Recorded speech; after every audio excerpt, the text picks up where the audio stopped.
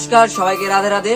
ভগবান শ্রীকৃষ্ণ বলেছে, আমি এমন কোন জড় বস্তু নই যে আমাকে চাইলেই পাওয়া যাবে, বরং যে ব্যক্তি আমাকে তার নিজের অধিকার বলে মনে করে আমি স্বয়ং তার অধীন বলে ভাবি। তাই আমরা নিজের জীবনকে নিয়ে যতই পরিকল্পনা করি কেন, যতই জীবনে মহৎ কাজ করি না কেন, সর্বশেষে সেই পরিণামটাই হবে যেটা ঈশ্বর চাইবেন। তুমি যাকে ভালোবাসো সেও তোমাকে ভালোবাসে, এমন কোনো নিশ্চয়তা নেই। ভালোবাসা এমন কোনো সম্পদ নয় যে জোর করেই তাকে পাওয়া যাবে।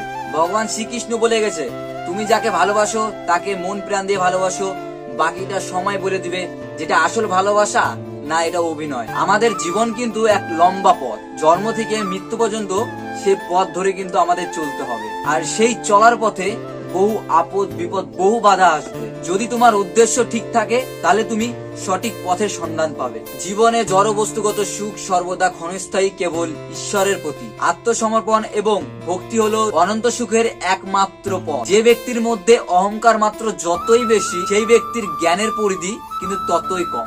তাই সর্বদা মনে রাখবে, জীবন যতই কঠিন পরিস্থিতির মধ্যে দিয়ে যাবে, তোমার নিজের ব্যক্তিত্ব ততই প্রখর হবে। ধন্যবাদ।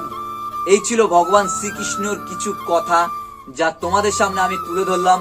যদি আমার এই ছোট্ট কিছু কথা তোমাদের ভালো লাগে তাহলে অবশ্যই চ্যানেলটিকে সাবস্ক্রাইব করে বেল আইকন অন করে আমার পাশে থাকবেন, এবং আমার ভিডিওগুলো যাতে তোমাদের কাছে সবার প্রথমে যায়, তোমরা আগে দেখতে পারো এবং কমেন্ট করতে পারো। সবার কাছে অনুরোধ রইল, তোমরা কি ধরনের ভিডিও দেখতে চাও অবশ্যই কমেন্টে জানাবে, আমি সেই ধরনের ভিডিও তোমাদের সামনে নিয়ে আসবো।